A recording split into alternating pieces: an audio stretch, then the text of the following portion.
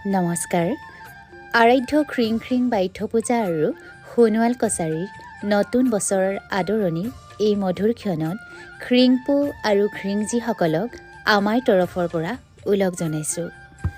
আদিম ভূমি সন্তান সোণোৱাল কছাৰীসকলৰ আৰাধ্য খ্ৰিং খ্ৰিং বাইথ পূজা আৰু নতুন বছৰৰ আদৰণিৰ উৎসৱটি সোণোৱাল কছাৰীসকলে পৰম্পৰাগত ৰীতি নীতিৰে আদিৰে পৰা উলহ মালহেৰে উদযাপন কৰি আহিছে। হুঁচৰি গীতত গোৱাৰ দৰেই কৃষিজীৱী সোণোৱাল কছাৰীসকলে আৰাধ্য খ্ৰিং খ্ৰিং বাইথ পূজা দিনাৰ পৰাই মঙলবাৰে উৰুকা, বুধবাৰে বিহু বুলি স্বকীয় ৰীতি নীতিসমূহ মানি আহিছে।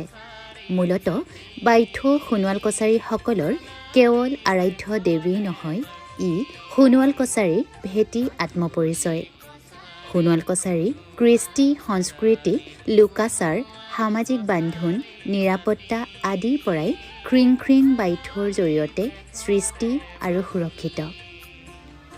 বাইথ পূজা কেৱল এক পূজা হিচাপে উদযাপন নকৰি সমান্তৰালকৈ ইয়াৰ মহত্ব উপলব্ধি কৰি বাইথ সংস্কৃতি প্ৰতিজন ব্যক্তিৰ জীৱনৰ অভিন্ন অংগ হওক, এনে এক সুদূৰ প্ৰসাৰী উদ্দেশ্যে সদৌ অসম সোণোৱাল কছাৰী ছাত্ৰ সন্থা আৰু ডাইনিজান দুলীয়া বাইথ মন্দিৰ পৰিচালনা সমিতি লগতে লৰুৱা মৌজাৰ অন্তৰ্গত আটাইখিনি সোণোৱাল কছাৰী গাঁও লগ লাগি এইবাৰ ডাইনিজান দুলীয়া বাইথ মন্দিৰৰ পূজাখনি নতুন বছৰৰ আদৰণি অনুষ্ঠানটি বৃহৎ পৰিসৰ সামৰি ফাগুন মাহৰ ২৪, ২৫ আৰু ২৬ তাৰিখে উদযাপন কৰিবলৈ লোৱা হৈছে।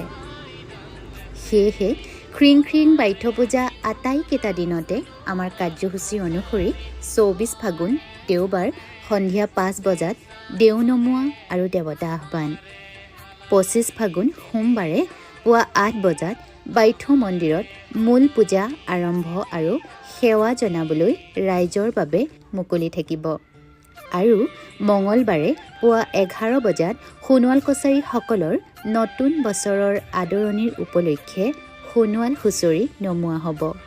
ইয়াৰ লগে লগে হুঁচৰি, লগ বিহু আৰু লেচেৰি পৰিৱেশন কৰা হ'ব। বাইথ পূজা উপলক্ষে এখনি মুকলি সভাও অনুষ্ঠিত কৰিবলৈ থিৰাং কৰা হৈছে।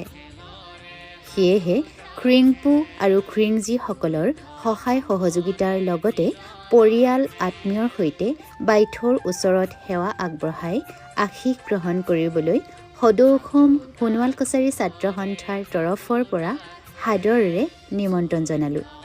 ধন্যবাদ।